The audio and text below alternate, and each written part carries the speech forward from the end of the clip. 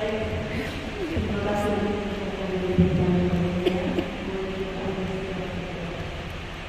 Dalam nama Bapa dan Putra dan Roh Kudus. Amin. Selamat pagi, selamat Bapa, Putra dan Roh Kudus. Kembali kami bersyukur kepada Roh Kudus atas rahmat keselamatan bagi saudara-saudara kami diberi kebahagiaan, kebenaran, kebenaran dan segalanya diberi sampai di hati ini dan juga Roh yang akan memberi kami pada ini. Terima kasih rahmat keselamatan dan kami ini pada kesempatan ini membawa berkatmu khususnya dalam acara dekorasi ini dimulai dari awal pertemuan dan juga berjalan dengan baik dan apa yang disampaikan untuk yang baru bagi kami di masa ini. Saya membuat ini disampaikan kepada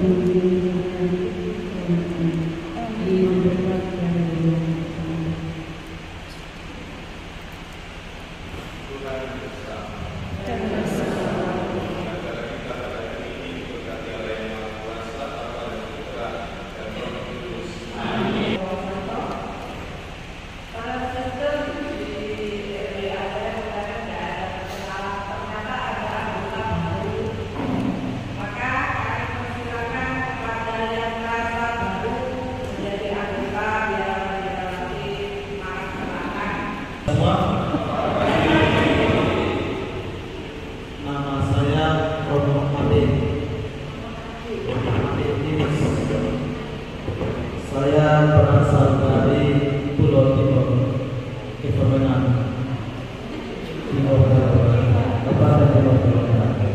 Tetapi selama ini menjalani studi teologi di Flores. Semoga perjalanan saya ini tidak mengakhiri perjumpaan kita bersama dan membuka jalan supaya kita membangun relasi. Nama saya adalah Giovanni Misericordia. Bukan nama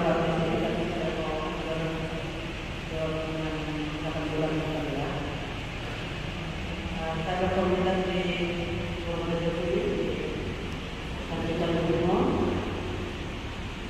asal saya kalau dari Pulau saya dari Pulau Timur, saya kami dari Pulau Flores.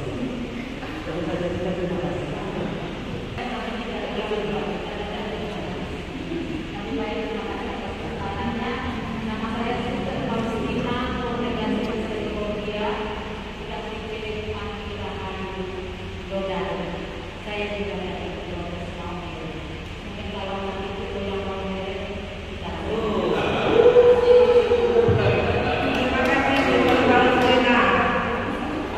Yang tidak terasa baru, tapi keluar masuk biasanya dia begitu. Supaya kita itu dulu dalam keluar masuk keluar masuk. Teman-teman, mau kata suster yang terkasih, pagi ini nanti notulennya akan saya kirim lihat di awal saja di grup untuk menyingkat waktu. Karena kita akan rekoreksi hari ini untuk apel menjelang kelahiran Sang Juru Selamat, dan yang akan memimpin rekoreksi kita orang baik-baik. Ya, yang akan memimpin rekoreksi kita Romo Petrus ini, ya silakan dari tadi sudah berdoa terus orang jangan. Ini baru pulang dari negara orang, maka urusan dalam guru majelang yang besar dengan Romo Petrus. Ini Romo Petrus baru pulang dari Spanyol, sekarang sudah 10 kurang, jadwalnya sih sampai jam setengah 12, tapi kalau Romo masih kurang bisa sampai jam 12.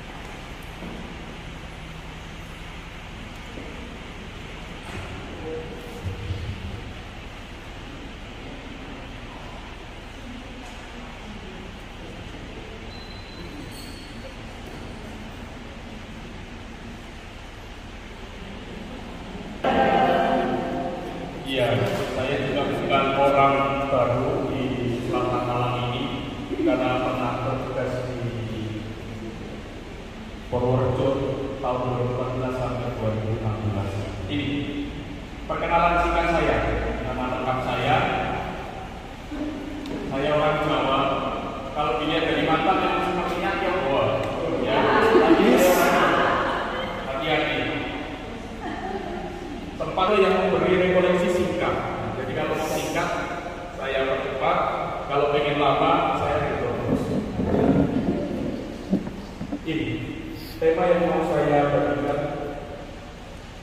Tetapi engkau nyatakan kepada orang kecil. Tetapi engkau nyatakan kepada orang kecil. Ini judul yang mau saya bawakan. Kita pakai untuk merenung dalam rekoleksi ini. Diambil dari teks yang lengkap ini. Teks yang biasa kita baca, barangkali sudah puluhan kali kita membaca perikop ini. Aku bersyukur kepadamu Bapa, Tuhan langit dan bumi, karena semuanya itu engkau sembunyikan bagi orang bijak dan pandai, tetapi engkau nyatakan kepada orang kecil. Pertanyaannya adalah kenapa justru disembunyikan dari orang bijak dan pandai, dinyatakan kepada orang kecil? Kok enggak dibalik? Bukankah ini terbalik kalau kita sekarang ini? Pikiran kita harusnya dinyatakan kepada orang bijak dan pandai, disembunyikan bagi orang kecil. Tapi kenapa justru sebaliknya? Mari kita pelan-pelan merenungkan perikop kecil ini saja bagi kita yang sedang mempersiapkan pesta kelahiran Tuhan ini. Dosa pertama Adam dan Hawa ialah makan buah terlarang. Dalam kitab suci itu dikatakan bahwa Tuhan melarang Adam dan Hawa untuk memetik buah pengetahuan yang baik dan yang jahat. Harusnya kan bertanya, kita semua bertanya, loh, Romo, kok memetik buah pengetahuan yang baik dan yang jahat kok dilarang? Bukankah kalau kita memetik buah itu kita jadi tahu mana yang baik dan yang jahat kan? Tapi kenapa dilarang? Kenapa dilarang? Ternyata ini bukan perkara memetik buah pengetahuan baik dan yang jahat para saudara, tetapi lebih dari itu manusia pengen menjadi sama seperti Tuhan.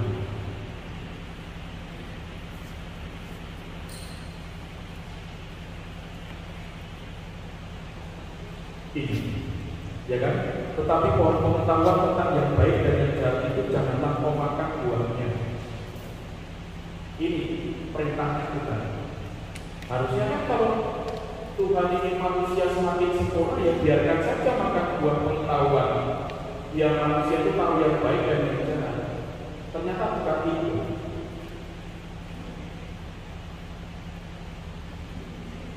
Ini ada tafsiran lain, ada terjemahan lain bahwa ketika manusia makan buah terlarang ini, manusia menjadi tahu segalanya. Manusia menjadi sama seperti Tuhan. Nah kalau semua manusia menjadi seperti Tuhan, kita jadi bertanya, Tuhan ini piro? Sopo Tuhan ini? Siapa yang harus kami sembah? Kita saja punya konsep Tritunggal itu sekarang ini kan sampai sekarang kan. Apalagi kalau Tuhannya ada banyak, sekian juta orang.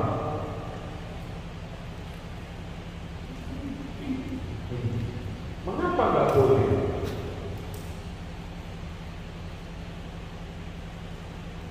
Ini terjemahannya yang salah satu terjemahan yang benar adalah yang saya beri warna merah. Keinginan manusia untuk mengetahui semuanya, padahal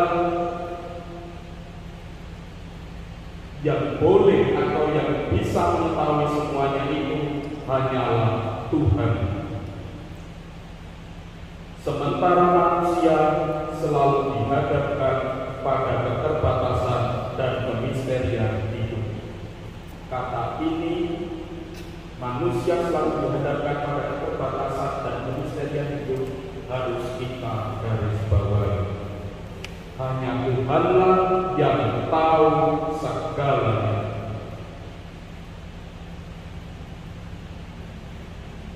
Kita ini kan biasanya kan sebagai anggota, apa hasilnya rapat dewan, apa hasil rapat provinsial gitu. Kita ini secara nggak langsung kadang ingin tahu segalanya. Aku kok udah sendiri, S1 dulu, S1 sudah keluar dulu.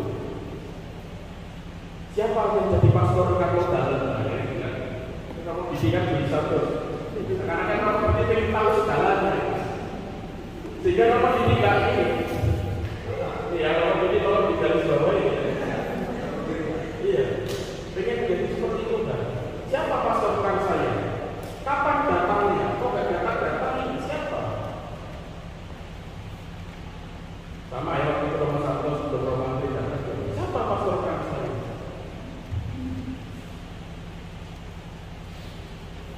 Manusia, sementara manusia selalu dihadapkan pada keterbatasan dan kemisterian hidup. Jadi para suster, kalau hidup kita kadang tidak jelas, kalau hidup kita kadang penuh pertanyaan, kalau hidup kita penuh dengan tanda tanya, penuh dengan refleksi, penuh dengan pergulatan, disitulah kita disebut manusia. Romo aku ini penuh dengan ketidakpastian, berarti suster manusia 100%. Tetapi kalau sudah aku tahu aku nanti tugas di mana, aku tahu kapan SK itu, aku tahu di situ bukan manusia, berarti suster pengen jadi Tuhan.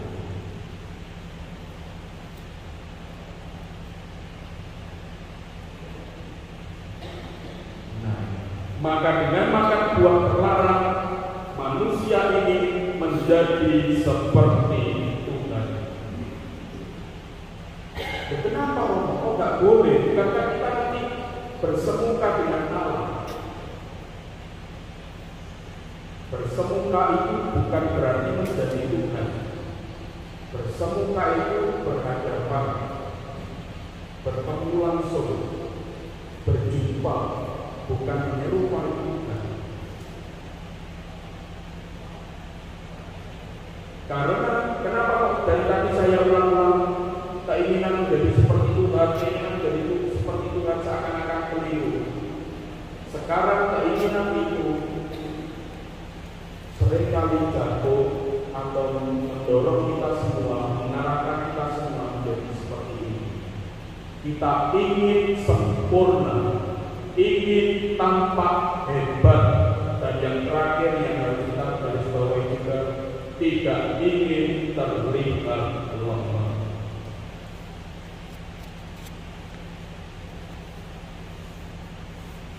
Ini manusia ini sempurna, manusia ini tampak hebat, manusia tidak ingin terlihat lemah.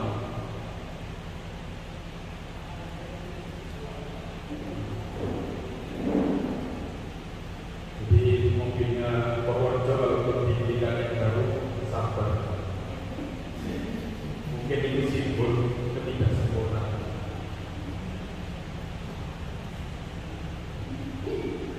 Kalau dalam juga jangan ganti mobil dulu.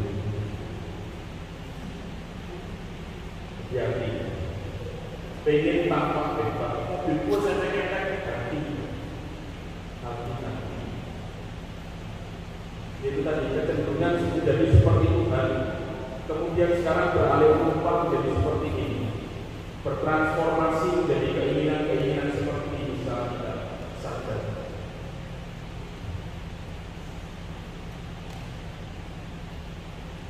Akibatnya manusia menolak kelemahannya. Manusia tidak menyadari kekurangan dan keterbatasannya.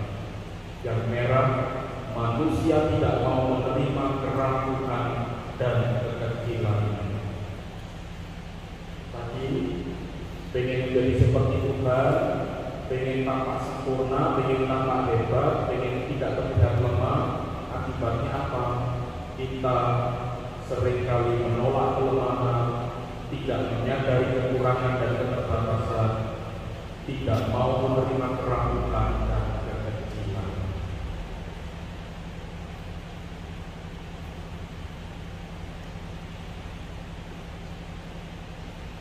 Semakin tinggi usia profesi kita, usia imamat kita, hati-hati pada 3 poin ini.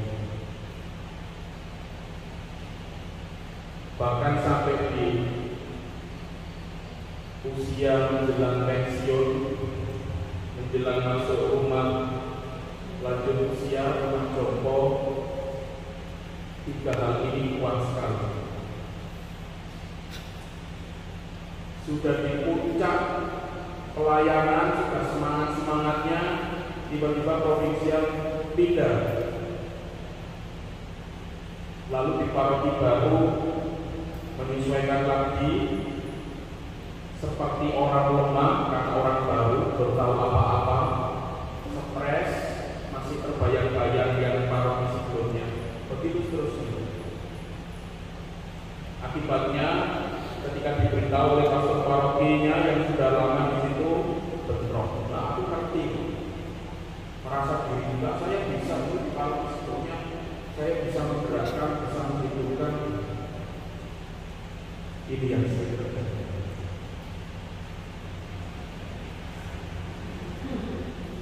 Padahal sebentar lagi tanggal 25 nanti kita merayakan misi Kanas. Alam yang maha besar itu menjelma menjadi bayi ini. Alam yang maha kuat itu memilih menjadi seorang bayi yang lemah.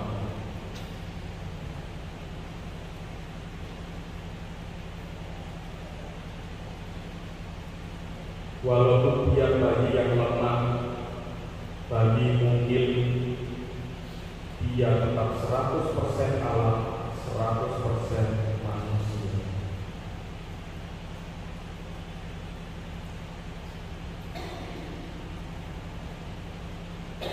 Meskipun kecil, alam tetap 100% dengan kealamannya dan 100% manusia.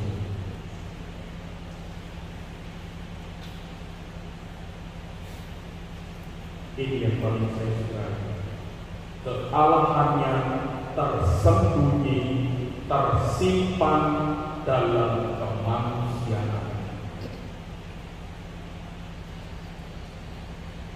Kebesarannya, kekuatannya, kelebihannya seakan-akan dibungkus masuk dalam kelemahan.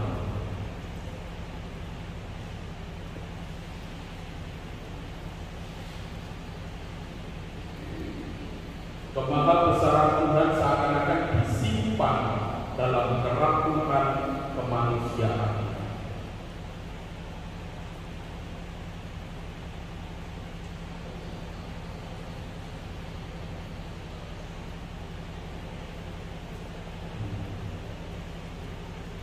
Jadi, kalau kita merasa lemah, kita merasa kecil, kita merasa rapuh, bukan berarti kita tidak punya kekuatan, kita tidak punya potensi. Ketika kita merasa rapuh, ketika kita merasa lemah, kita tetap memiliki kekuatan, tetap memiliki potensi, tetap memiliki kekayaan.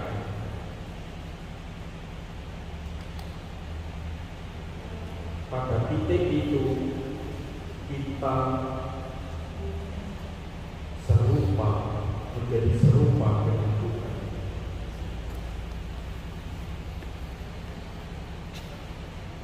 Karena dalam keraguan dan kekurangan Tuhan meletakkan talenta untuk kita.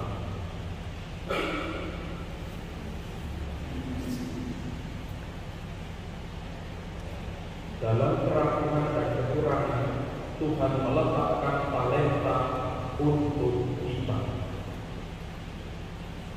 Jadi tidak boleh merasa, aku kayaknya Romo saya hanya tugas di Kota, tugas di Purworejo, tugas di Panjen. Tidak. Tuhan tetap meletakkan talenta untuk kita.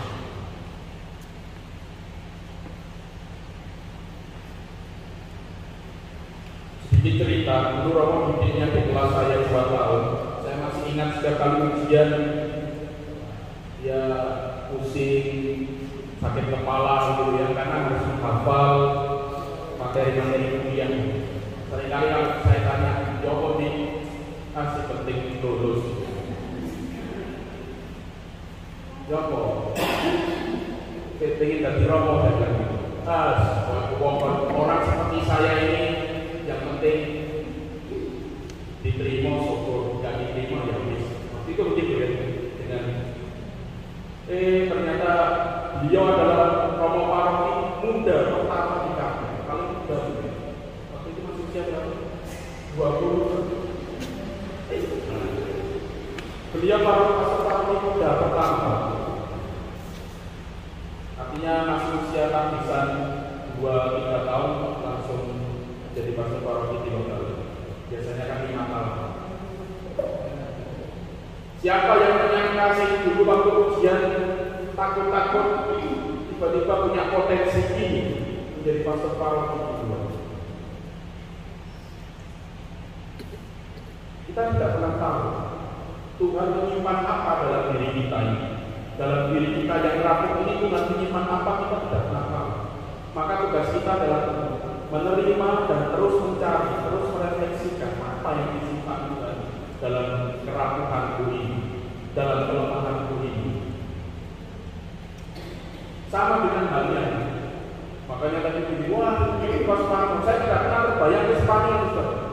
Hobi saya itu makan bakso, bisa tanya Romo Santo, karena keluarga satu rumah.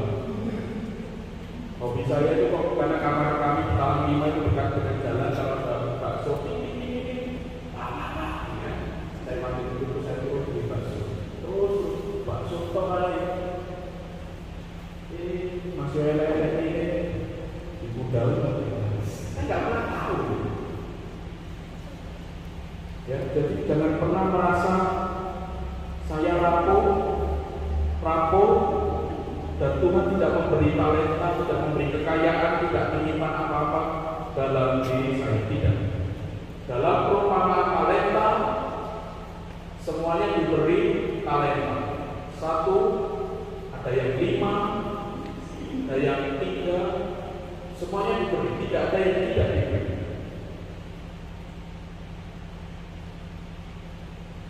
Ini, maka tidak apa-apa lemah dan kecil. Ya, saya tadi Yesus kecil atau yang kecil.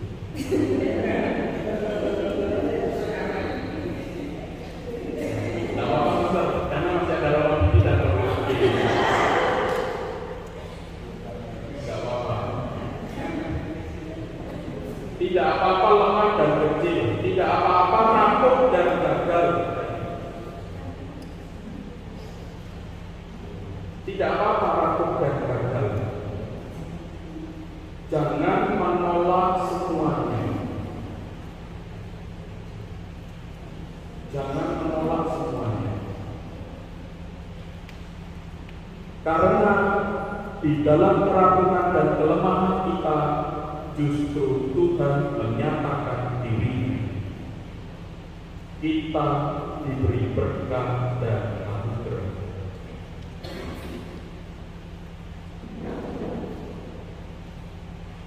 Ini bukan kata-kata saya, ini adalah kata-kata Paulus. Sebab justru dalam kelemahanlah kuasaku menjadi sempurna.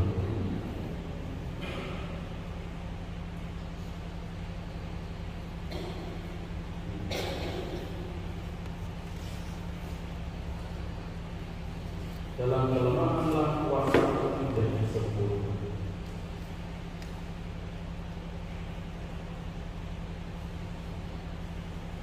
Sekali lagi, dari tadi saya ngomong kelemahan, kekurangan, kekecilan, bukan berarti terus kita menyerah dengan kelemahan, keraguan, dan kekecilan kita, bukan. Saya sedang mengajak kita semua untuk menerima apa yang lemah, apa yang rapuh, apa yang kecil dalam diri kita, dalam hidup kita. Bukan menyerah atau bahkan membuat dari Romo Petrus gak apa-apa, rapuh, gak apa-apa, lemah, itu sesuatu dari pelanggaran juga. Bukan itu yang saya katakan. Bukan. Gak apa-apa kata Romo Petrus, lemah, rapuh, masih suka buat kasus. Bukan itu yang sekarang kita rasakan, kita alami, itu yang kita terima.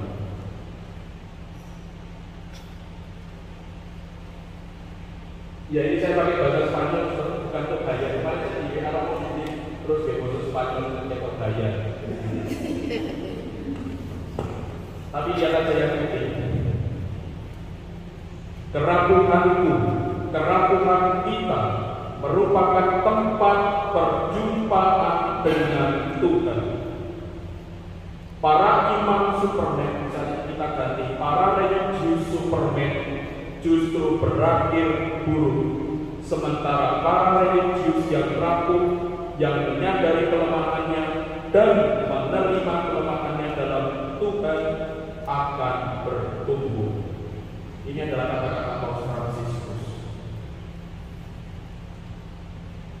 Para imam, para religius Superman merasa diri hebat, merasa diri mampu, merasa diri tahu segalanya, merasa diri kuat, justru berakhir buruk. Sementara para religius yang rapuh, yang menyadari kelemahannya dan menerima kelemahannya dalam Tuhan akan bertumbuh. Kalau di Karmel ada namanya koreksi fraternal. Kalau di komunitas para suku saya yakin pasti ada namanya koreksi, mengingatkan, ngeling-ling, menegur. Saya yakin ada. Kalau ada orang lain menegur, mengingatkan kita, dan kita mau menerimanya, lalu membawanya dalam doa-doa kita, justru membawa kita pada pertumbuhan. Tetapi kalau ini Superman diingatkan merasa diri hebat, merasa diri sudah tahu semuanya, diingatkan tidak mau, justru berakhir buruk. Silakan para romo, para suster, para pertemukan saudara-saudari kita yang sudah memilih mundur, pasti mulainya dari kata merasa diri kuat, Superman. Buktinya apa? Kalau saya paling gampang kalau ditanya ke pokoknya kalau sudah jarang ikut acara-acara kongregasi, rekoleksi bulanan tak ikut, rekoleksi keuskupan bulanan tak ikut, jarang muncul, makan bersama gak ketok, doa bersama, sering ngomong, langsung ditakoni, ada apa? Ini ukuran paling gampang, paling kelihatan. Kenapa kok begitu? Karena ini merasa diri Superman.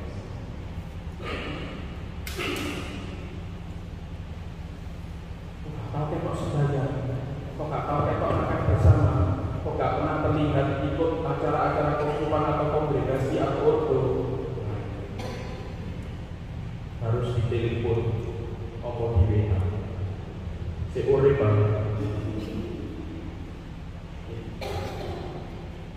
Ya. Apalagi di Serikordia, jumlahnya berapa Serikordia? 1.350 di Indonesia ya. Berapa sebenarnya di Serikordia? 1.600? Oh, nampak. Justru semakin kecil harusnya kita semakin kelihatan. Kalau Alma berapa? Alma 2000. Jumlah Alma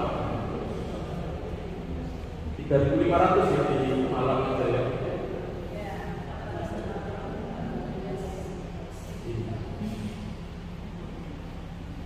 Kalau Karmel ini ya kan banyak, tapi kalau pas kumpul jadi sedikit. Iya. Jadi kalau pas ada tahbisan itu kan suster-suster panitia orang-orang itu kan banyak ya.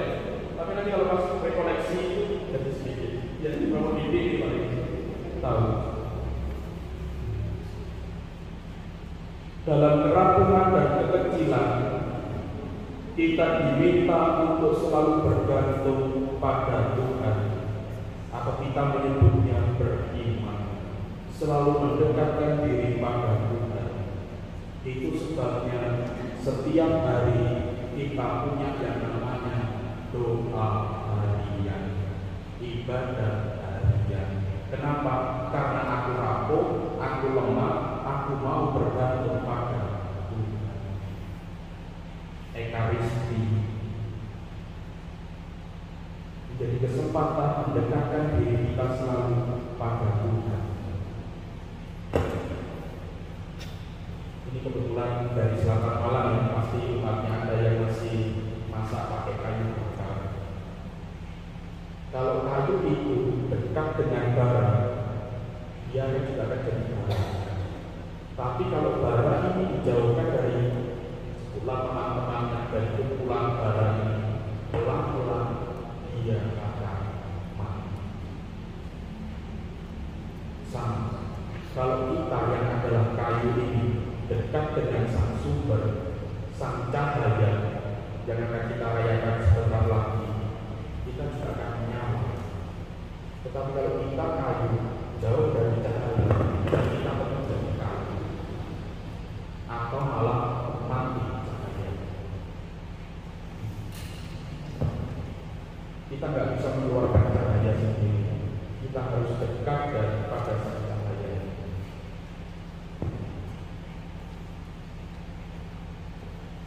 Itu sebabnya tadi saya bilang, pokoknya harus mulai dengan ibadah harian, tidak doa bareng, tidak makan bersama, harus segera mencari. Kalau nggak bisa mencari, segera telepon provinsi sebelum hilang. Atau ibarat kayu yang didekatkan pada tadi sebelum padam.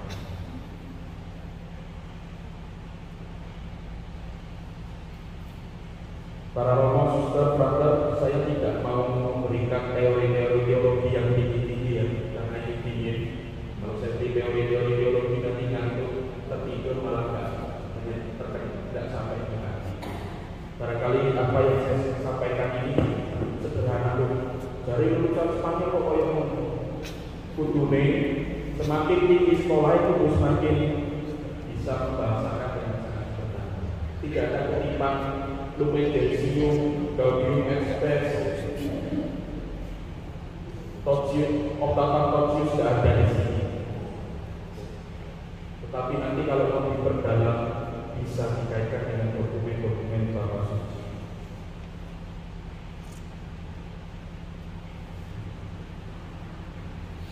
Ketidaktahuan, keterbatasan, kekecilan, dan kerampungan mendorong kita untuk selalu mendengarkan suara Tuhan.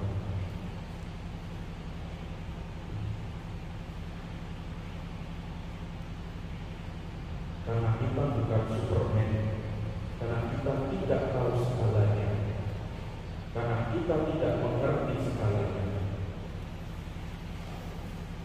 Jadi yang bisa kita lakukan hanya menerima kerampungan ini dan terus mendekatkan diri pada Tuhan.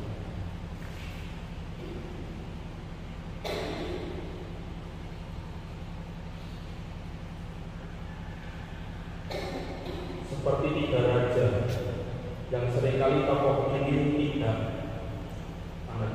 terkenal yang kita, karena munculnya hanya waktu perayaan pesta penampakan Tuhan, patutnya baru ditaruh.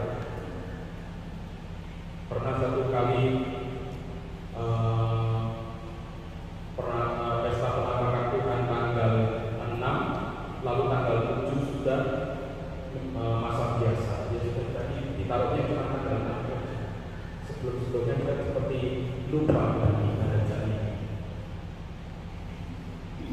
Pernahkah kita merenungkan tokoh ini yang tahun ini dijadikan tema Natal di Indonesia?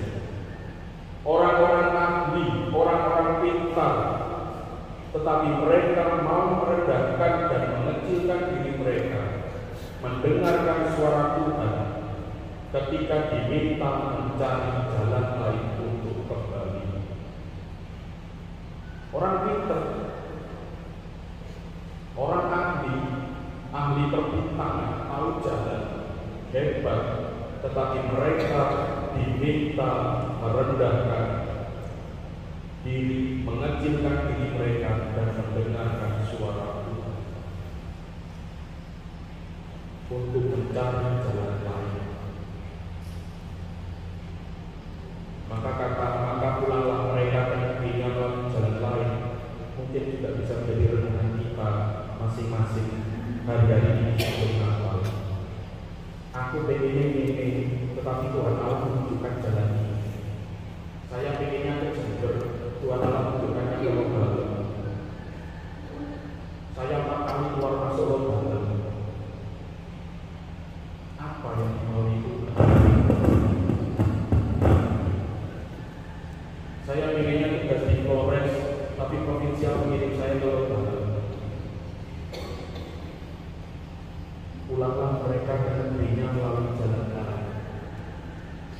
Saya pengen pulang ke sana, tapi Tuhan menunjukkan jalan ini.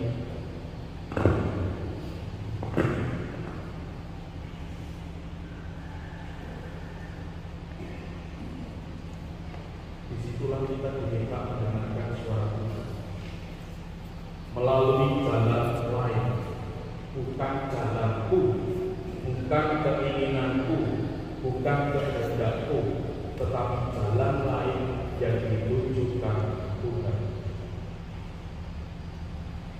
yang sebelumnya tidak pernah dikatakan oleh Tuhan. Kita kan maunya begini. Terus tugas di Probolinggo 3 tahun, nanti 2026 pindah. Kita kan maunya semuanya serba jelas. Nanti dari Probolinggo pindah ke Raja Basa. Itu kan kita maunya seperti itu, jelas. Kita ingin tahu semuanya. Tapi tidak. Seringkali provinsial cuma nulis begini biasa. Petrus di Probolinggo sampai 2026 titik. Tiba-tiba di tengah jalan 2025 terus pindah. Kita tidak pernah tahu.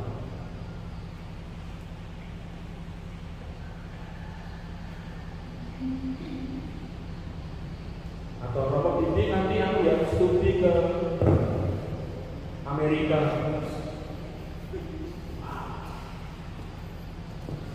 Ternyata pastor paroki Suster Romo Frater ini terjadi.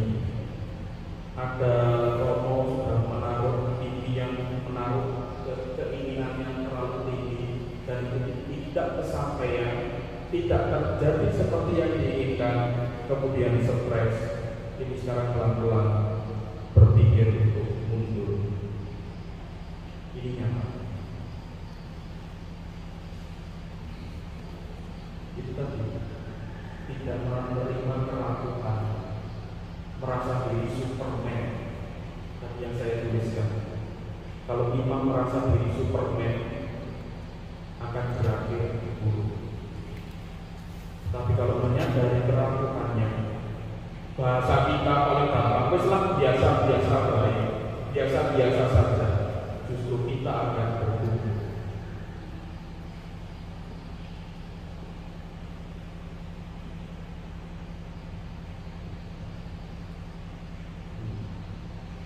Saya kalau harus memilih, jangan disuruh milih.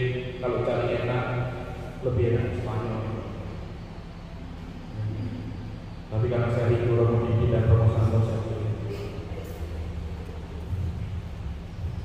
Kalau disuruh enak-enakan, enak di sana. Tugasnya cuma misa selesai, nggak ada doa lingkungan, nggak ada DPP, nggak ada pemakaman, nggak ada baptisan, jarang. Kalau hanya enak-enakan di sana, uang saku besar-besar.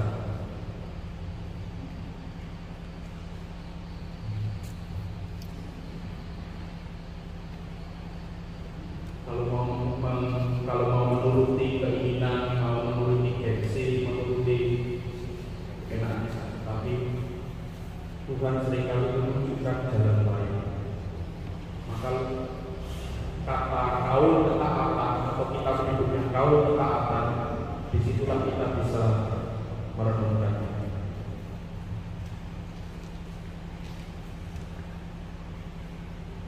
Salah satu prinsip yang diajarkan oleh satu kontrator saya, terus kalau kamu nggak bisa menyumbang foto, lebih baik menjadi anggota yang baik. Sehingga kalau provinsial memanggil saya, terus pindah ke sana ya, jawaban saya ya. Sehingga provinsial tidak butuh waktu lama untuk ngobrol tentang mutasi. Kadang hanya di telepon, kadang hanya di WA. Sudah saya katakan oke, tanpa provinsial harus menunggu besok, saya pikirkan seminggu lagi. Karena ketika saya memilih provinsial atau ketika saya punya provinsial, saya percaya mereka sebelum menunjuk saya, memindah saya, itu sudah berpikir puluhan kali. Rapatnya pasti sudah lebih dari 1-2 jam. Kalau saya menolak, berarti saya menyusahkan kontraktor atau pimpinan saya ini. Kalau saya menolak, berarti saya saya tidak menuruti jalan lain yang ditunjukkan Tuhan untuk saya.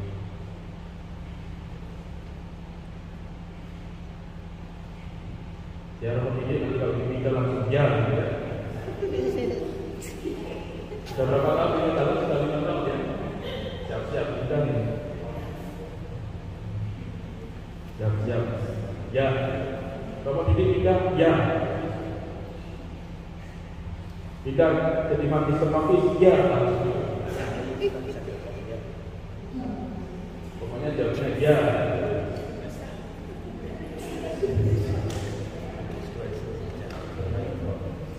Hanya dengan menyadari kekecilan dan kelemahan, kita bisa melihat betapa agungnya karya Tuhan dalam hidup kita.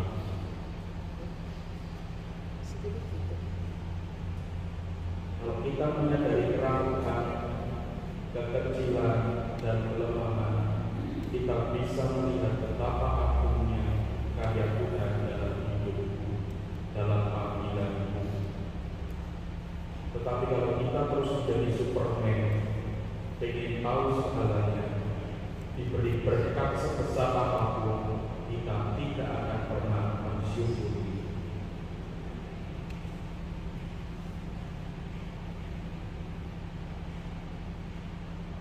Sehingga kalau ada yang kecil tidak apa-apa, malah bisa melihat betapa agungnya.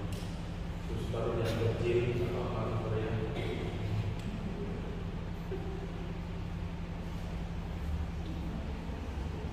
Kalau kita lemah, kita rapuh, itu tidak usah pinter, tidak usah berdiam diri, tidak usah khawatir, tidak usah merasa diri gagal, tidak.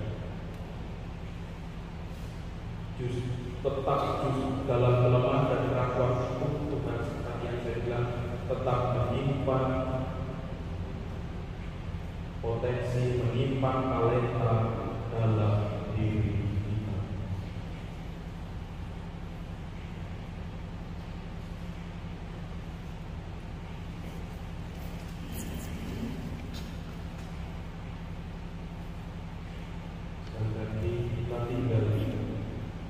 Mencari apa yang dimaui Tuhan dalam hidupku, dalam panggilanku.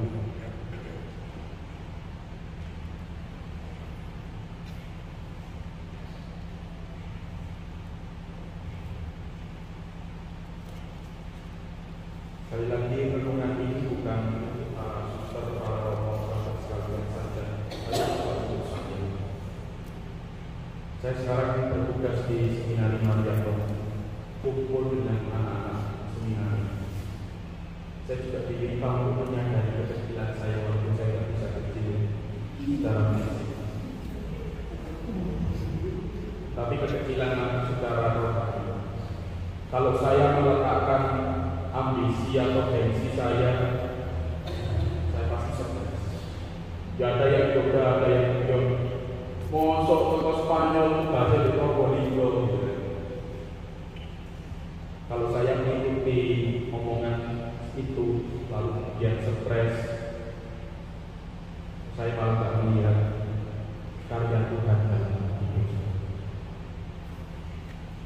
Saya justru menikmati di seminari, belajar menikmati dan menganggapnya sebagai jalan lain yang ditunjukkan Tuhan dalam hidup saya.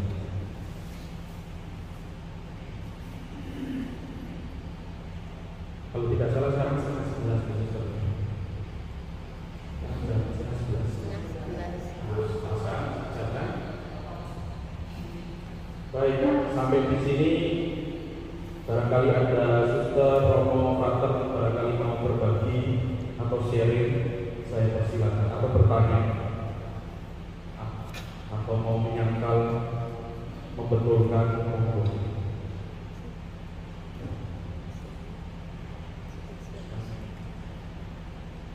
Kawan ini ya. Silakan, barangkali ada yang mau sharing, bertanya atau membetulkan.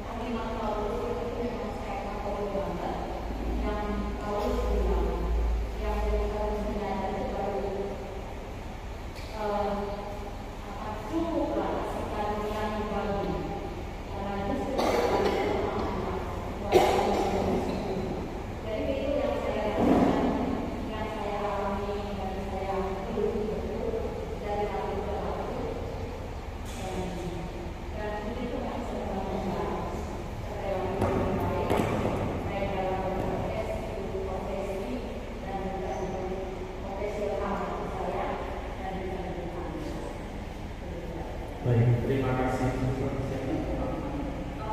Faustina. Ada kata penting yang tadi disebutkan oleh Suster Faustina. Dan ini nanti juga akan kita dengarkan dalam perayaan Natal, yaitu Immanuel. Artinya Allah beserta kita. Dari kata Immanuel ini kita kenal kata iman. Maka orang yang beriman itu adalah orang yang sadar bahwa Tuhan menyertai saya, menyertaiku. Seperti tadi dalam sharing Suster Faustina, Tuhan saya capek, selebihnya urusanmu. Ini penting kata ini. Kita seringkali begini, Suster. Tadi saya dari menyebut ingin tahu Superman, merasa hebat, merasa kuat, tidak merasa takut. Kita seringkali dalam hidup, dalam panggilan, kalau bisa saya kerjakan semua sampai selesai. Tidak, ternyata tidak seperti itu. Kita kerjakan sekuat kita, selebihnya serahkan pada Tuhan. Sehingga kata iman itu nanti benar-benar nyata dalam hidup kita. Dari kata iman ini nanti kita kenal kata imam. Maka imam itu berada di tengah-tengah umat, beserta dengan umat. Itu sebabnya Bapak Suci menyebutnya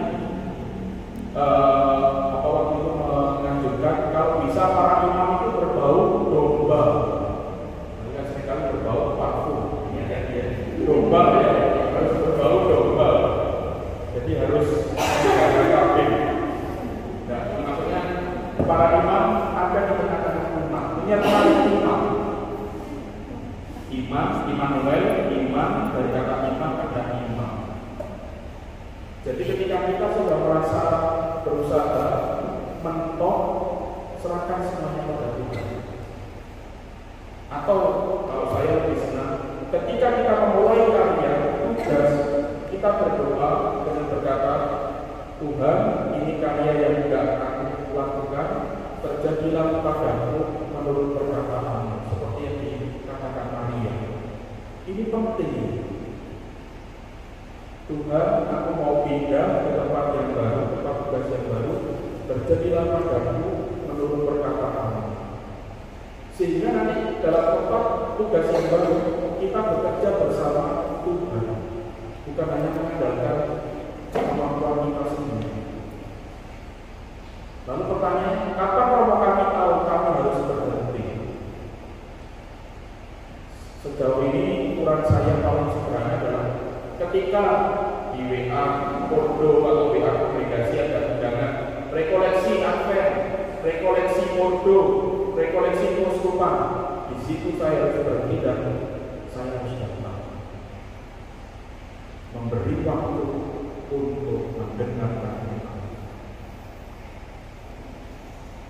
Kalau tidak, karena kudus roh saya sudah romo, saya sudah 25 tahun hidup membiara, merasa diri tahu, sehingga tidak lagi hadir dalam acara-acara dunia.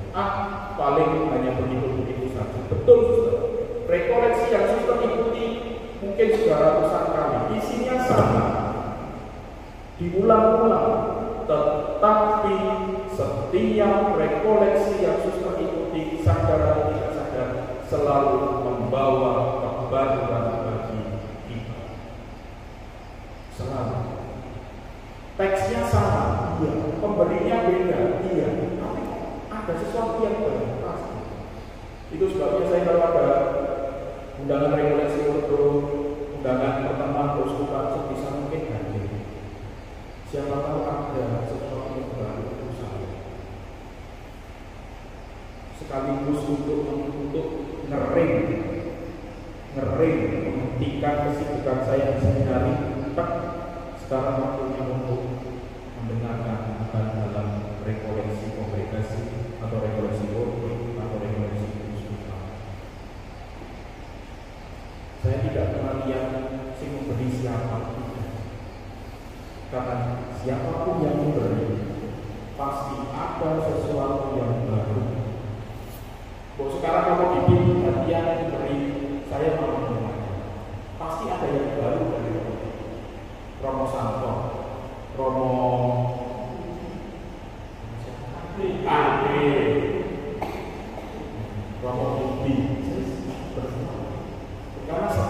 orang punya refleksinya dan itu baru.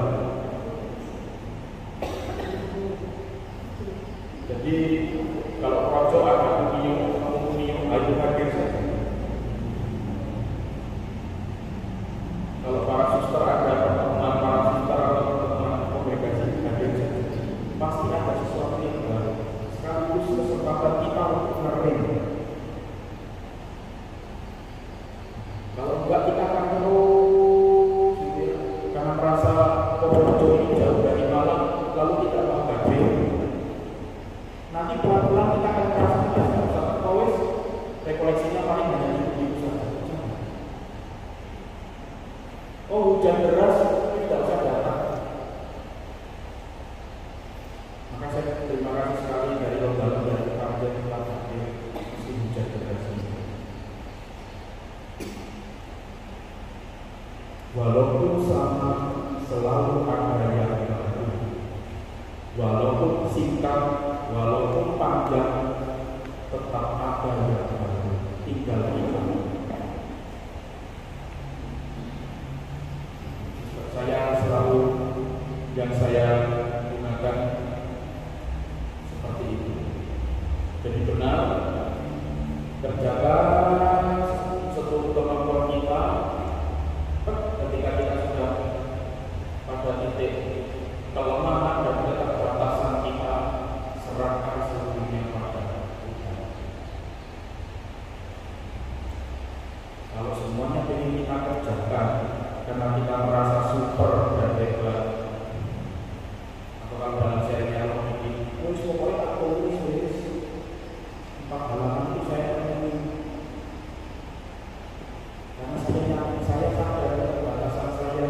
Kemarin saya tidak belajar karena jemput romo baru sampai di biara jam 4 dini hari, lalu saya tidak sempat belajar. Sehingga ketika dapat C dan itu diserahkan kepada Tuhan, kita tetap bisa berkata syukur kepada Tuhan. Aku lulus. Ada loh, sama-sama dapat C. Kalau Romo Bibi dapat C itu yang dulu, tapi ada yang dapat C sebenarnya. Padahal kalau ada teman lain yang untuk dapat C itu barangkali yang belajar 3 mahal. Jadi sekali lagi kita tidak pernah tahu ya gerakan roh cara Tuhan berkarya persis seperti perayaan Natal yang akan kita rayakan. Banyak pertanyaan yang bisa kita munculkan dari perayaan Natal itu. Kenapa Maria wanita berusia 15 tahun? Kenapa Yosef tukang kayu yang miskin itu? Kenapa di Nazaret, di Bethlehem pedesaan? Kenapa di kandang hewan? Kenapa tidak di tempat yang layak? Ya Allah, kenapa harus lahir bulat seperti itu? Yosef ragu-ragu, Maria mengaku sebelum nikah dengan Yosef. Kenapa harus seperti itu? Kalau Allah yang mau menyelamatkan manusia, Allah tinggal lagi. Ini kan sudah selesai. Kenapa harus seperti itu? Tetapi kalau kita lakukan semuanya itu, semua mengerucut pada kata kekecilan, keraguan dan kelemahan. Saya sendiri dalam refleksi mungkin yang seringkali kita menyebut Allah menjadi sama dengan manusia, barangkali bukan ini ya, bukan fisik ini, bukan fisik ini yang kita pahami. Barangkali sama dengan manusia itu ketika kita berbicara soal kerakuan. Allah memilih tubuh yang rapuh oleh jasmani ini menjadi tempat untuk memulai karya keselamatan itu. Jadi sama menjadi manusia jangan dipikirkan Allah itu sama seperti aku cantik, aku ganteng, aku bukan soal fisik bukan, tapi lebih kepada soal kerakuan dan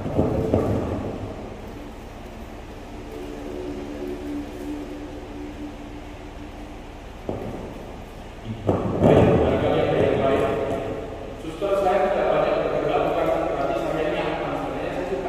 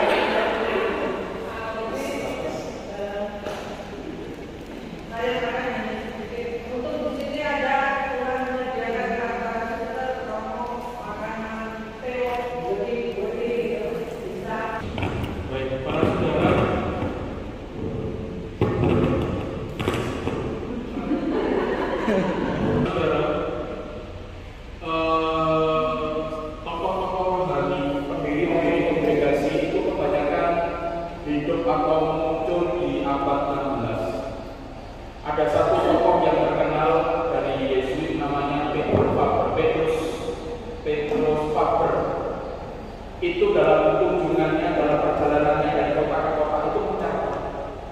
Saya tiba di kota ini, bertemu dengan ini yang saya lakukan adalah mencatat.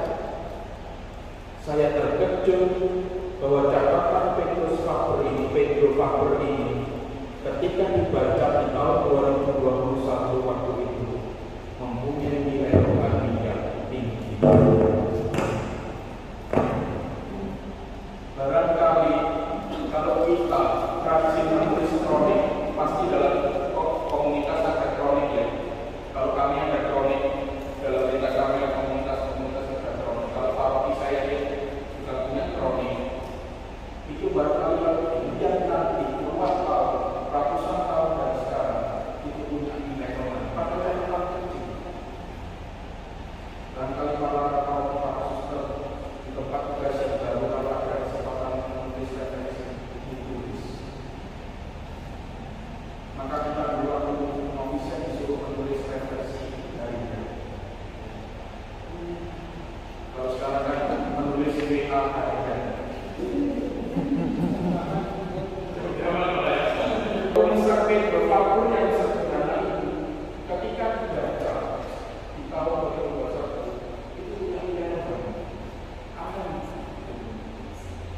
berarti kalau sekarang saya menulis melayani kata nanti saya tulis saya hari ini senang sekali karena diberi kue oleh magister saya titik, besok tulis lagi sampai langsung di mana kita punya 3 buku baca lagi. Iya, aku dulu dicoba magister kok sudah senang. Apalagi kalau aku diberikan bulan gimana? Itu jadi iya ya, buku itu hanya tukang buku itu hanya bekerja di ladang. Tapi doa buku mengantarku sampai ke jalan panggilan ini. Dan kalau ditulis bisa jadi nilai rohani yang tinggi. Maka para suster jadi sekaligus kita usaha tulis bukan di WA atau di caption Instagram bukan, atau di laptop supaya menghindari dimakan raya karena raya dan tulis di laptop.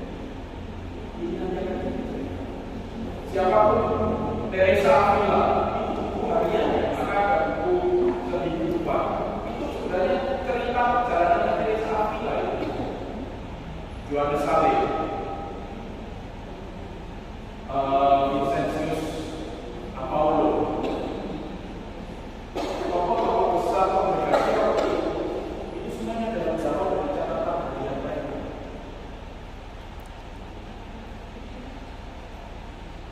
Catatan hasil mereka meditasi terus dicatat.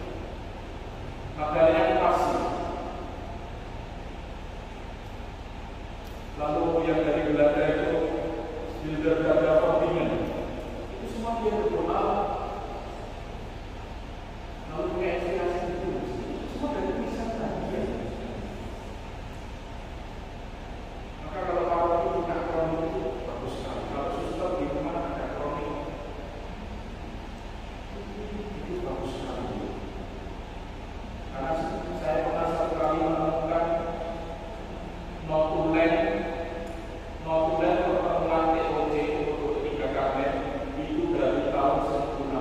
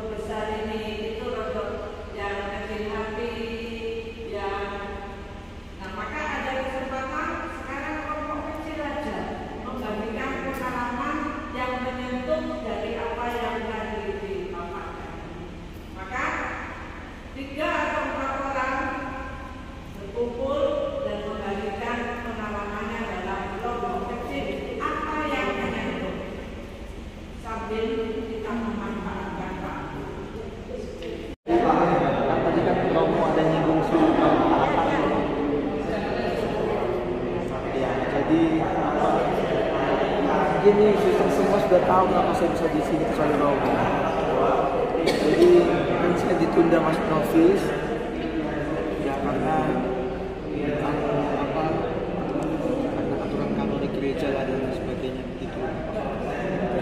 Jadi awalnya itu ya mungkin saya mungkin bisa dicontohkan sebagai seorang religious superman. Setelah itu ya saya coba mengikuti alur ya salah satu dari ketaatan setiap provinsial kasus dia dan saya harus mengikuti ucapan saya katakan iya saya harus ikuti gitu dan saya coba berusaha untuk menjalani apakah ikut alur saja lah selama di sini baik atau buruk ikut saja. Ketika saya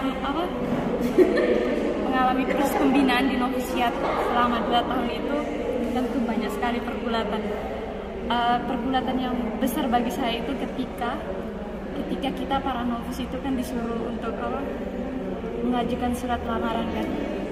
Nah di situ waktu novisiat saya bergulat karena apa? Karena sering sakit kan, sering sakit. Pokoknya kalau teman-teman keluar saya sering di dalam, pokoknya intinya nggak bisa melakukan sesuatu yang terlalu berat atau terlalu pasti langsung sakit lah. Entah apa saya juga kurang tahu ya. Ya dokter aja nggak ada sakit tapi sering dibilang sakit, makanya kalau kerja suster istirahat ya sudah istirahat. Jadi ya begitu. Nah, ketika disuruh surat untuk lamaran ketika mau kawin ini kebetulan angkatan saya cuma 2 orang kan. Terus ada novis yang mau masa novis 1 orang. Jadi kebetulan pesta kan bertiga disuruh tulis surat lamaran. Nah terus akhirnya saya ini kan nggak disuruh kan magistra ini kan kenapa? Terus teman saya ini disuruh cepat tulis gitu biar cepat masuk gitu. Terus teman saya bilang kok suster kami nggak tulis, suster kalau dia nggak tulis saya nggak tulis juga kan. Terus ketika bimbingan tulis enggak saya jadi gugup Kak Wir. terus Waktu kita tulis bimbingan sama suster kan 1 bulan sebelumnya itu suster bilang ke saya kan gini, Kak, kamu suster Karmel itu semuanya bagus kamu itu, tapi mungkin cara Tuhan mungkin bisa kamu mungkin di luar itu bisa melayani orang seakan-akan pokoknya kata-katanya suster itu tuh seakan-akan mengeluarkan kita itu secara halus gitu kan. Saya mengerti maksudnya dan saya menyadari kalau kelemahan saya memang sering sakit kan dulu, susah juga makan, pokoknya tergolong orang sakit gitu lah, nggak bisa gitu. Terus akhirnya dia bilang nanti kalau kamu udah kawin kan otomatis kan berkomunitas, nah nggak mungkin kan orang melayani kamu, pasti kamu yang melayani orang lain. Sudah.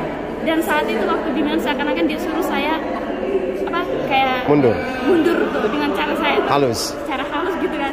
Terus saya telepon kan ke rumah. Terus kan saya kan udah pasrah ya kalau memang bukan jalan saya di sini ya sudah keluar kan nggak apa-apa kan. Lagian orang tua juga tidak kepingin kita tuh sengsara atau menderita di dalam karena kita sakit. Jadi waktu itu saya bilang kalau seandainya saya ada suster satu saya juga yang mendukung, dia bilang kamu jangan sampai bilang kata keluar gitu, harus tetap lanjut. Tapi pas saya telepon ke rumah mereka bilang kalau misalnya kamu bilang ditunda atau di apa ya sudah nggak usah keluar aja nggak apa-apa kan mereka lebih mementingkan kesehatan saya. Ya sudah setelah kita berjalannya waktu saya juga bergulat ya entah maju atau enggak kan nggak tahu, tapi ada suster satu juga yang suka mendorong saya harus semangat gitu kan. Terus akhirnya suster pembimbing saya ini kebetulan langsung waktu itu kan COVID kan, terus akhirnya suster ini sakit kena COVID dan harus dirawat di RKZ kan. Terus akhirnya yang suster yang sering dukung saya ini dia mendampingi kita kan, jadi dia kasih motivasi, pokoknya dia selalu membuat saya itu harus berusaha sehat gitu. Terus akhirnya sebulan kemudian suster itu kan lama kan di sana, akhirnya kami punya proses itu kan jadi undur. Nah, sudah akhirnya pertemuan kedua kali bulan berikutnya gitu kan suster kan lihat saya perkembangan kayak agak beda kan, udah agak sehat agak itu kan. Terus dia bilang kamu tuh kok beda ya sekarang, udah nggak seperti dulu lagi gitu kan. Nggak tahu lah dia bilang, saya mungkin dia lihat dari sisi pandangan matanya kayak saya udah sehat atau udah semangat atau itu saya nggak tahu. Ya sudah akhirnya, tapi saya ya terima keputusan aja, saya sudah bertekad kalau misalnya saya ditunda, ya sudah saya pulang aja. Saya bilang mungkin bukan jalan ke di sini kan. Yes. Terus akhirnya tiba-tiba diberi kabar lagi bulan Juni itu, bilang suster kalian semua diterima, puji Tuhan. Dan saya juga nggak merasa kalau saya ini diterima. Pikirnya saya tuh kayak bukan perasaan senang atau enggak sih, saya kepikirnya kayak biasa aja, oh saya diterima gitu, kayak kaget, nggak percaya kan. Padahal saya ini udah rasanya kayak udah nggak diterima lagi kan gitu. Sudah setelah kita diterima itu, kita kan sebelum kaul itu kan retret dulu kan. Jadi kita bertiga sama ada yang mau masuk novi, sama temanku kan satu. Jadi dua orang satu angkat. Waktu kami retret, kebetulan teman saya satu ini sakit. Kebetulan dia sakit. Pas ini mungkin menjelang hari Minggunya lagi itu kan kami mau kaul. Terus entah kenapa dia sakit. Terus kami pas udah hari Sabtu gini kan, terus provinsial bilang kalian ditunda lagi seminggu lagi katanya, karena karena ini sakit. temannya sakit itu kan, jadi dia kan kepotong, dia dirawat di RKC jadi nggak sempat. Akhirnya suster ini suruh saya sama teman adik ini kalian duluan ke novisi atau terus yang teman satu ini besok kan kita ketemu sama provinsial dulu kan. Kami udah, dia bilang ya dari yang teradik kan, dia terus saya, terus teman saya ini bilang nanti besok pagi. Sudah waktu kami pulang ke sana, pulang berdua sendiri kan, magister sama teman angkatan dulu itu masih di sana. Terus akhirnya besoknya dia pulang. Udah. Tapi teman itu mati-matian karena ada dukung satu suster juga tuh, tidak boleh sampai bilang kata keluarga, harus berjuang mati-matian. Dan akhirnya ya puji Tuhan dia akhirnya bisa diterima juga. Kita juga nggak tahu apa keputusan mereka bagaimana, tapi yang jelas dia itu ditunda 6 bulan, setengah tahun kan. Jadi saya tetap melangkah sendiri sama ada yang masuk novi ini kan. Jadi berdua, dia itu ditunda lagi setengah tahun dulu. Kembali dilihat lagi perkembangannya ke depan. Nah dari situ waktu pas hari kaul itu jujur saya tuh kayak kayak nggak merasa ada sesuatu yang baru yang saya kurang. Saya ini loh mau kaul, mau jadi suster, nggak ada rasa begitu. Kayak ya Tuhan, padahal dulu saya berbulan mati-matian mau masuk suster, tapi karena saya sakit teman saya selalu mendukung. Tapi di saat saya sudah bisa mau kaul, tapi teman saya ini malah yang dia ditunda gitu kan. Itu tuh berbulan bagi saya banget. Dan saat itu waktu kaul tuh kayak rasa ya biasa-biasa aja, nggak ada sesuatu hal. Kalau misalnya kita kaul kan pasti senang, gembira, bersyukur gitu kan. Ya. Dan dari pengalaman itu ya, saya menyadari kalau ya mengikuti Tuhan itu tidak segampang dan semudah yang kita bayangkan.